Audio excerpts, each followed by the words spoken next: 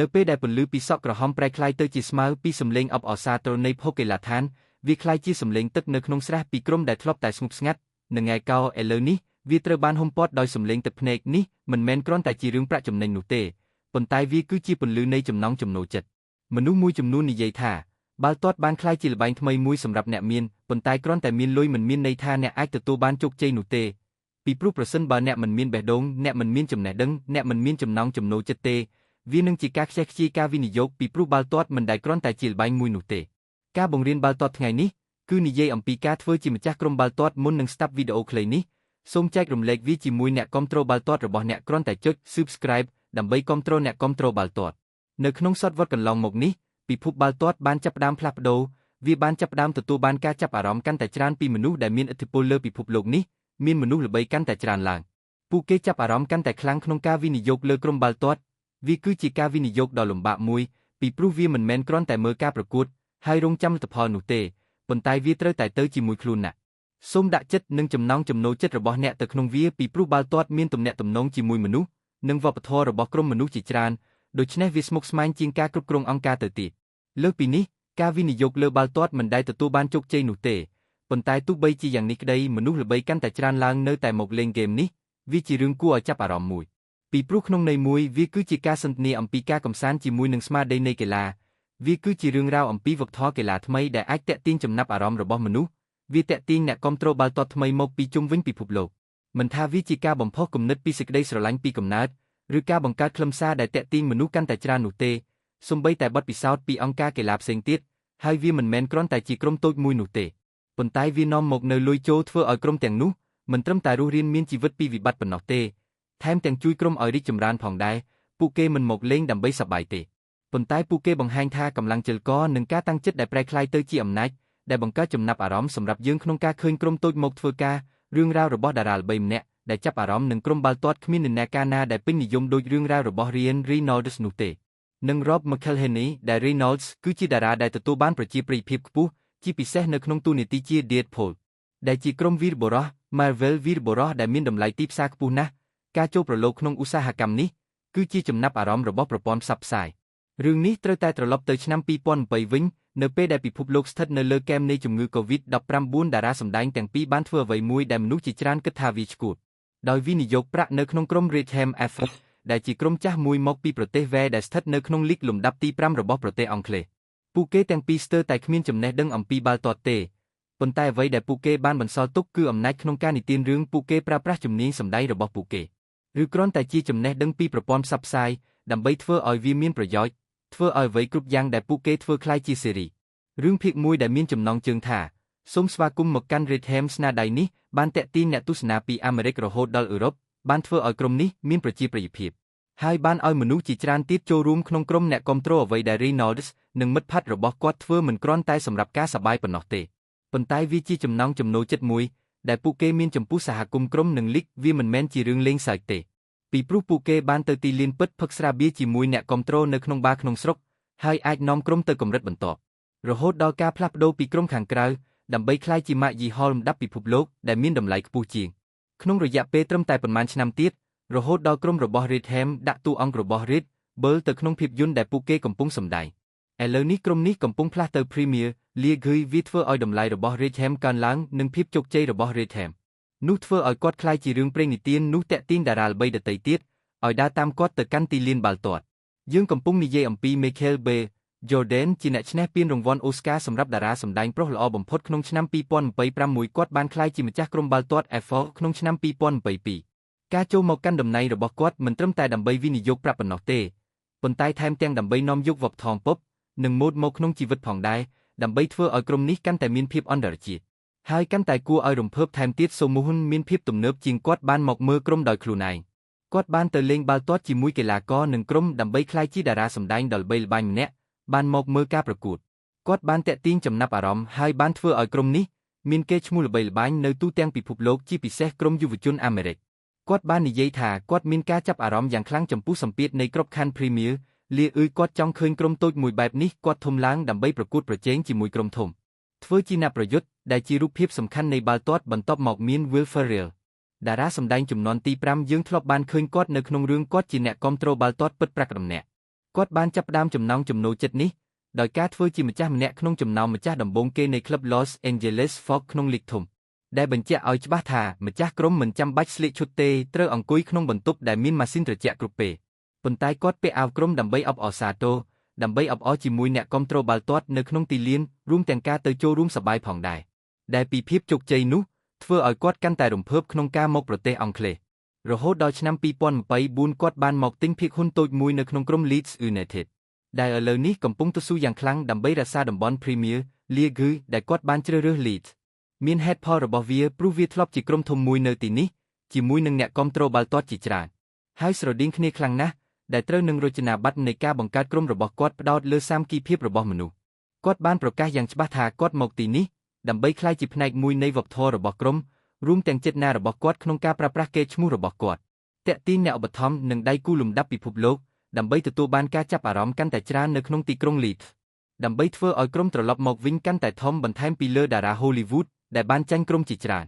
រហូតដល់គាត់ក្លាយជាម្ចាស់មានមនុស្សល្បីជាច្រើនដែលធ្លាប់ជាអ្នកគាំទ្របាល់ទាត់គាត់ក៏បានក្លាយជាម្ចាស់ខ្លួនឯងដែរដូចជាសិល្បករលំដាប់ពិភពលោកដូចជា Ed Sheeran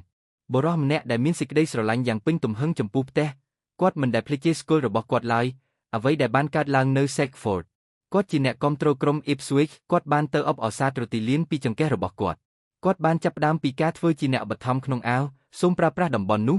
ដើម្បីផ្សព្វផ្សាយដំណើរប្រគំតន្ត្រីរបស់គាត់ដើម្បីគាំទ្រក្រុមនៅពេលដែលក្រុមកំពុងជួបការលំបាកប៉ុន្តែនៅឆ្នាំ2024អ្វីគឺល្អគាត់បានសម្រេចចិត្តទិញភាគហ៊ុនតូចមួយរបស់ Samoson និងសម្រាប់ Ed ដើម្បីមើល logo របស់ White Horse រចនាដោយ Pamelic វាជារឿងដ៏អស្ចារ្យមួយពីព្រោះវាមិនមែនគ្រាន់តែជាតម្លៃភាគហ៊ុនរបស់គាត់នោះទេប៉ុន្តែវាដូចជាគាត់កំពុងបំពេញវាឡើងដោយការធ្វើជាផ្នែកមួយនៃប្រវត្តិសាស្ត្ររបស់ Samoson ថាគាត់ស្រឡាញ់វាពេញមួយជីវិតរបស់គាត់ហើយវាពិតជាគួរឲ្យរំភើបណាស់ពីព្រោះឥឡូវនេះ Ipswich Town ស្ថិតនៅក្នុងការសងសឹកនៃការប្រកួតជើងឯកក៏មានឱកាសឡើងមកផងដែរម្នាក់ទៀតគឺ Storvesy ជាអ្នករ៉េបមកពី Ethepon គាត់មិនមែនជាអ្នកគាំទ្របាល់ទាត់ខ្លាំងនោះទេគាត់ជាមិត្តជិតស្និទ្ធម្នាក់គាត់ជាកីឡាករបាល់ទាត់ដូច Wilfried Zaha ដែរហើយគាត់ក៏ជាអ្នកចាត់ការក្រុម Crystal Palace ផងដែរក្រុមតូចមួយគាត់បានទិញក្រុម Affolk Croydon Athletic វាជាក្រុមមួយដែលត្រូវបានបង្កើតឡើងនៅក្នុងតំបន់នោះកន្លែងដែលពួកគេធំឡើងចំណង់ចំណូលចិត្តរបស់ Stormzy វាសាមញ្ញណាស់ប៉ុន្តែវាមានឥទ្ធិពលខ្លាំងណាស់គាត់បានធ្វើបែបនេះដើម្បីថែរក្សាស្នូលរបស់សហគមន៍ដើម្បីកុំឲ្យវាបាត់ទៅណាគាត់ចង់ផ្លាស់ប្ដូរក្រុមនោះគឺនៅខាងក្រៅលីកនេះដើម្បីក្លាយជាតំបន់សុវត្ថិភាពនិងជាក្តីសង្ឃឹមសម្រាប់កុមារនៅក្នុងតំបន់ពួកគេភាគច្រើនជាជនក្រីក្រដើម្បីបញ្ជាក់ថាប្រជាជនមកពី Croydon អាចបង្កើតអ្វីដែលធំជាងនេះជាមួយគ្នាដូច្នេះវាមិនមែនគ្រាន់តែអំពីលុយនោះទេដើម្បីទិញក្រុមប៉ុន្តែគាត់ក៏បានដាក់ព្រលឹងរបស់គាត់ទៅក្នុងវាផងដែរដើម្បីធ្វើឲ្យប្រជាជននៅក្នុងតំបន់ដែលគាត់ធ្លាប់រស់នៅវាប្រហែលជាមិនធំដូចពិភពលោកទេប៉ុន្តែសម្រាប់មនុស្សទាំងនោះវាជារឿងរ៉ាវដ៏កក់ក្ដៅមួយហើយវាធំពេកមានមនុស្សច្រើនណាស់គួរតែស្គាល់លោក Sir Elton John ជាវិចិត្រករអង់គ្លេសដ៏ល្បីល្បាញម្នាក់គាត់ជាអ្នកគាំទ្របាល់ទាត់របស់ក្រុម Watford គាត់គឺជាគំរូពិតប្រាកដនៃសំណាងល្អគាត់ធ្លាប់ជាម្ចាស់ក្រុមនៅពេលដែលក្រុមនៅតែស្ថិតក្នុងលីកទាបវាបានកើតឡើងតាំងពីឆ្នាំ1976នៅពេលនោះលោក Sir Elton គឺជាមនុស្សល្បីល្បាញលើពិភពលោកគាត់បានប្រើប្រាស់លុយដែលគាត់រកបានដើម្បីទិញក្រុមនៃស្រុកកំណើតរបស់គាត់នៅពេលនោះគាត់ស្ថិតនៅក្នុងលីកលំដាប់ទី4ដែលជាលីកទាបបំផុតនៅពេលនោះគាត់និយាយយ៉ាងម៉ឺងម៉ាត់គាត់បាននិយាយថាគាត់នឹងនាំក្រុមឲ្យឡើងទៅកំពូលលេងក្នុងលីកខ្ពស់បំផុតនោះគឺជាក្របខ័ណ្ឌ Division 1នៅពេលនោះមនុស្សជាច្រើនបាននិយាយថាវាគ្រាន់តែជាសុបិនមួយប៉ុណ្ណោះគ្រាន់តែនិយាយអំពីវាចង់ទទួលបានប្រជាប្រិយភាពពីមនុស្សល្បីម្នាក់ប៉ុន្តែលោក Sir Elton John បានធ្វើវាយ៉ាងយកចិត្តទុកដាក់លោកផ្ទាល់គឺជាអ្នកគ្រប់គ្រងបានទាញលោក Graham Taylor ដែលជាមនុស្សជំនាន់ថ្មីដើម្បីធ្វើការជាមួយគ្នាហើយវាពិតជាបានកើតឡើងមែនក្នុងរយៈពេលត្រឹមតែ5ឆ្នាំប៉ុណ្ណោះក្រុមរបស់ Ten Elevate ពិតជាបានឡើងទៅលីកលំដាប់ទី1មែនគាត់បាននាំក្រុមទៅពានរង្វាន់ FA Cup និងបានលេងបាល់ទាត់អឺរ៉ុបវាគឺជាយុគសម័យមាសនៅក្នុងប្រវត្តិសាស្ត្រហើយគាត់បានបង្ហាញខ្លួនជាញឹកញាប់នៅក្នុងវាលនៃផ្លូវ Vicarage ជាមួយនឹងម៉ូដទាន់សម័យទោះបីជាវាមើលទៅថ្លៃក៏ដោយប៉ុន្តែគាត់បានអបអរសាទរក្រុមដូចជាឈួតមិនខុសពីអ្នកគាំទ្របាល់ទាត់ដទៃទៀតទេគាត់ធ្លាប់និយាយ Watford គឺជាលេខ5វាបានជួយសង្គ្រោះជីវិតរបស់គាត់ពីព្រោះនៅពេលដែលគាត់ប្រឈមមុខនឹងជីវិតដ៏លំបាកក្រុម Watford គឺជាក្រុមតែមួយគត់ដែលធ្វើឲ្យគាត់មានអំណាចដើម្បីឆ្ពោះទៅមុខហើយទោះបីជាយ៉ាងណាក៏ដោយឥឡូវនេះគាត់លែងជាម្ចាស់ Samoson ទៀតហើយប៉ុន្តែសេចក្តីស្រឡាញ់និងកម្លាំងរបស់គាត់នៅតែរឹងមាំនៅគ្រប់ផ្នែកទាំងអស់នៃ Samoson ម្ខាង ត្រូវបានដាក់ឈ្មោះថាលោក Sir Elton John Stein ដើម្បីជាកិត្តិយសឈ្មោះរបស់គាត់ដើម្បីរក្សាកាត់កិច្ចនេះក្នុងនាមជាមនុស្សម្នាក់តើអ្នកណាបានផ្លាស់ប្ដូរក្រុមតូចមួយឲ្យក្លាយជាក្រុមមួយមានកេរ្តិ៍ឈ្មោះល្អហើយគាត់នៅតែកាន់តំណែងជាប្រធានាធិបតីរបស់គីទីម៉ាស់គ្រប់ពេលវេលាហើយជាការពិតណាស់មិនមែនគ្រាន់តែជាក្រុមមនុស្សមួយក្រុមនោះទេដោយដែលយើងបានបង្ហាញប៉ុន្តែជាមនុស្សល្បីដោយស្មារតីនៃការធ្វើជាជើងឯកមកពីទូទាំងពិភពលោកដើម្បីនាំយកចំណង់ចំណូលចិត្តរបស់គាត់ចូលទៅក្នុងក្រុមបាល់ទាត់មនុស្សដំបូងគេគួរតែលើកឡើងពីរឿងនេះគឺលោក Sir David Beckham គាត់ពិតជាទទួលបានជោគជ័យខ្លាំងណាស់ក្នុងនាមជាអ្នកទាត់បាល់ជាជើងឯកច្រើនជាមួយ Manchester United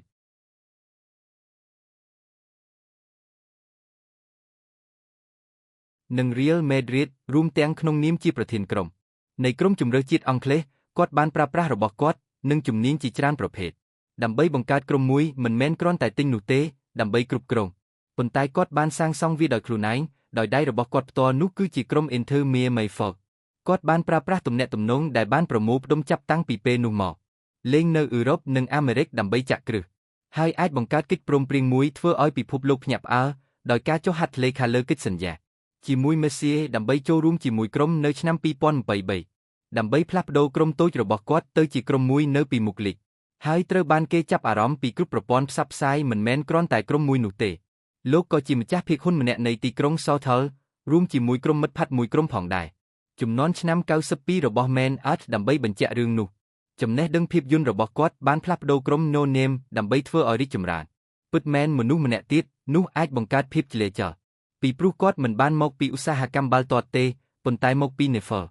នោះគឺជារឿងព្រេងនិទានរបស់មនុស្សដូចជា Tom Brady ខ្សែប្រយុទ្ធម្ចាស់ជើងឯក Super Bowl សម័យទំនើបគាត់បានចូលមកកាន់ភាគហ៊ុននៃទីក្រុង Birmingham នៅឆ្នាំ2023គាត់មិនបានយកលុយទេហើយធ្វើទីផ្សារប៉ុន្តែគាត់បានចូលមកក្នុងនាមជាប្រធានគណៈកម្មាធិការដើម្បីពិគ្រោះយោបល់យកជំនាញអំពីអាហារូបត្ថម្ភយកចំណេះដឹងអំពីការថែទាំសុខភាពរាងកាយនិងស្មារតីរបស់អ្នកឈ្នះមកទីក្រុង Birmingham ពេលគាត់បញ្ជាក់រឿងនេះគាត់លេងកីឡាធ្ងន់ដូចបាល់ទាត់អាមេរិកដែរក្នុងវ័យ45ឆ្នាំគាត់ជាជើងឯកច្រើនសម័យកាលជាមួយក្រុមជាច្រើនគាត់ជាបុរសម្នាក់មានភាពជាអ្នកដឹកនាំខ្ពស់គាត់បានប្រកាសថានឹងនាំក្រុមនេះឡើងដល់កំពូលប៉ុន្តែទោះបីជាវាមិនទទួលបានជោគជ័យក៏ដោយប៉ុន្តែទីក្រុង Birmingham វាស្ថិតនៅកម្រិតថានៅតែមានការរំភើបឥឡូវនេះកំពុងទៅស៊ូនៅកម្រិតជើងឯកទោះបីជាឆ្នាំនេះក៏ដោយនឹងអស់ការរំភើបប៉ុន្តែនៅរដូវកាលក្រោយនៅតែអាចរំភើបបានក្រៅពីនេះនៅមានស្តេចបាល់បោះម្នាក់ទៀតដូច LeBron James ដែលគាត់បានវិនិយោគយ៉ាងឆ្លាតវៃដោយការចូលមករួមគ្នាជាមួយ Fisk ធ្វើឲ្យគាត់ចូលទៅជាចំណែកដ៏ធំមួយដូចជា Leopold Ruiz Melen ដែរគាត់មិនបានចូលមកទេបញ្ជាទិញអ្វីមួយដោយផ្ទាល់ប៉ុន្តែសូមប្រើរូបភាពដើម្បីក្លាយជាតារាលំដាប់ពិភពលោកនិងផលប៉ះពាល់ដែលគាត់មានលើអ្នកគាំទ្រនៅអាមេរិកភ្ជាប់ក្រុមតន្ត្រីចូលទៅក្នុងវប្បធម៌នៃបាល់បោះរួមទាំង mode style ដើរតាមដងផ្លូវរហូតដល់គាត់អាចធ្វើអ្វីបានទាំងអស់និងកេរ្តិ៍ឈ្មោះរបស់ Semozen ចូលបន្តទៅមុខទៀតឲ្យបានច្រើនជាពិសេសនៅក្នុងប្រទេសជាកន្លែងដែលបាល់ទាត់មិនមានប្រជាប្រិយភាពដូចអាមេរិកហើយក្តៅគុកជាមួយបុរសម្នាក់នេះដែលមិនទាន់ឈប់នៅឡើយគ្រាន់តែនិយាយអំពីបាល់ទាត់ប៉ុណ្ណោះនោះគឺ Cristiano Ronaldo គាត់កាន់កាប់ភាគហ៊ុន 25E នៃក្លឹប Almeria នៅខែកុម្ភៈឆ្នាំ2026តាមរយៈក្រុមហ៊ុនវិនិយោគផ្ទាល់ខ្លួនរបស់គាត់ផ្នែកទី1ថាគាត់បានជ្រើសរើស Almeria ពីព្រោះក្រុមនេះមានក្រុម Sump Group ដែលជាក្រុមរបស់សរោដែលមានទំនាក់ទំនងល្អជាមួយ Ronaldo ដែលជាម្ចាស់ក្រុម Ronaldo បាននិយាយវាជាក្តីស្រមៃរបស់គាត់អ្នកណាចង់មានចំណែកចូលរួមជាមួយក្រុមជាមួយបាល់ទាត់លើសពីការលេងក្នុងទីលាននោះហើយជាមូលហេតុគាត់បានដើរចូលទៅក្នុងជួរនេះវាជាការវិលត្រឡប់ទៅកាន់ប្រទេសអេស្ប៉ាញម្ដងទៀតបន្ទាប់ពីបង្កើតរឿងព្រេងនិទាននៅទីនេះជាមួយ Real Madrid ហើយចាប់តាំងពីគាត់បានប្រកាសក្រុម Almeria ទទួលបានការចាប់អារម្មណ៍ភ្លាមតម្លៃទីផ្សាររបស់ក្រុមបានកើនឡើងកម្លាំងរបស់អ្នកទាត់បាល់ក៏បានកើនឡើងការមកដល់របស់ Ronaldo ក្រៅពីការនាំយកបទពិសោធន៍របស់គាត់មកជាមួយក៏មានការពិនិត្យឡើងវិញអំពីក្រុមផងដែរទាំងធំទាំងតូចជាមួយនឹងរចនាប័ទ្មរបស់គាត់វាធ្វើឲ្យវាតាក់ទាញភ្នែកខ្លាំងណាស់ចាប់ពីពេលនេះទៅនៅលើផ្លូវរបស់ Almeria មាននិន្នាការផ្លាស់ទៅ La Liga តើវានឹងទៅជាយ៉ាងណាឥឡូវនេះនិន្នាការនៃការទិញក្រុមបាល់ទាត់បានចាប់ផ្ដើមផ្លាស់ប្ដូរទៅក្រុមមនុស្សល្បីមួយក្រុមទៀតនោះគឺជាអ្នកមានឥទ្ធិពល Influencer ក្រុមនេះកំពុងរកប្រាក់បានច្រើនជាមួយនឹងទីផ្សារអនឡាញធ្វើឲ្យគាត់ចាប់អារម្មណ៍ដើម្បីវិនិយោគប្រាក់ឥឡូវនេះមានកាស៊ីតើអ្នកណាជា YouTuber ហើយជាសិល្បករឥទ្ធិពលរបស់ប្រជាជនអង់គ្លេសគាត់ចូលចិត្តបាល់ទាត់ឥឡូវនេះគាត់គឺជាភិក្ខុនិក នៃសេចក្តីស្លាប់និងក្រហមនៅក្នុងលីកកម្រិតទាបនៃប្រទេសអង់គ្លេសជាការពិតណាស់គាត់មិនបានវិនិយោគប្រាក់ទេប៉ុន្តែវាគឺជាការផ្លាស់ប្ដូរមួយក្នុងនាមជាក្លឹបអ្នកគាំទ្រមនុស្សរាប់លាននាក់ដែលតាមដានគាត់នៅលើពិភពអនឡាញមកក្លាយជាអ្នកគាំទ្របាល់ទាត់ហើយរកលុយបានច្រើនចូលទៅក្នុងក្រុមគាត់បានផ្លាស់ប្ដូរការប្រកួតដើម្បីក្លាយជាក្លឹបអ្នកគាំទ្រគាត់បានបង្កើតក្រុមឯកោក្លាយជាព្រឹត្តិការណ៍មួយសម្រាប់ក្មេងជំទង់ជុំវិញពិភពលោកមើលការផ្សាយផ្ទាល់និងបង្កើតអ្នកឧបត្ថម្ភជាច្រើនចូលមកនេះគឺជាអំណាចនៃសហគមន៍អនឡាញនៅសម័យនេះវាអាចដកដង្ហើមបានបាល់ទាត់ដែលមិនអាចបដិសេធបានថាពិភពបាល់ទាត់មានអាជីវកម្មមួយបានតាក់ទងគ្នាហើយបាល់ទាត់ក្នុងសម័យកាលនេះបានទៅមុខទៀតការប្រកួតកីឡានៅក្នុងទីលានវាបានក្លាយជាឋានស៊ូកូដើម្បីបង្កើតការកម្សាន្តសម្រាប់ក្រុមជាច្រើនទាំងឆ្ងាយទាំងជិតទោះបីជាមានមនុស្សល្បីជាច្រើនក៏ដោយនឹងមកដល់ផ្លូវដើម្បីធ្វើជាម្ចាស់ក្រុមសម្រាប់ហេតុផលជាច្រើនមិនថាវាជាក្លឹបអ្នកគាំទ្រទេឬជាក្តីស្រមៃក្នុងវ័យកុមារភាពវាជាការវិនិយោគឬវាជាចំណង់ចំណូលចិត្តរបស់ក្រុមនោះប៉ុន្តែទាំងអស់នេះបង្កើតជាកម្លាំងផ្ទុះមួយ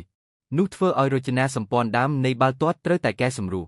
ថ្ងៃនេះឈ្នះនៅលើទីលានប្រហែលជាមិនត្រឹមតែប៉ុណ្ណោះទេរឿងរ៉ាវនៃផែនការបន្ទាប់ប៉ុន្តែវានៅតែមានអំណាចនៃការនិទានរឿងតាក់ទាញមនុស្សអនុញ្ញាតឲ្យពួកគេមកយកចិត្តទុកដាក់នៅក្នុងរង្វង់ធំទូលាយដូច្នេះការបញ្ចូលគ្នារបស់មនុស្សល្បីទាំងនេះគឺជាអន្តរសម្រាប់ពិភពបាល់ទាត់អាចបើកបរបានជាពិសេសនៅលើបណ្ដាញសង្គមមានឥទ្ធិពលបំផុតនៅសម័យនេះអរគុណសម្រាប់ការទស្សនាវីដេអូឃ្លីបនេះជួបគ្នានៅវីដេអូឃ្លីបបន្ទាប់លាហើយ